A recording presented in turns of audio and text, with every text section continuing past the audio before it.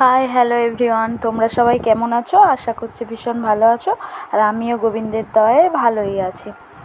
তো চ্যানেলটার নাম কেন ভাগ্যহীনা দিলাম, এটা নিয়ে তোমাদের সঙ্গে পরে একদিন কথা বলবো বা জানাবো। তো তার আগে চলো একটা রেসিপি দেখাই, পনিরের রেসিপি, যেটা আমি নিজে হাতে রান্না করেছি কোনো রকম মশলাপাতি ছাড়াই, পুরো মানে একদমই টমেটো কিছুই ছাড়াই। প্রথমে তেজপাতা, 5 ফোড়ন আর তেল ভালো করে গরম করে তার মধ্যে আলুগুলো দিয়ে দিলাম।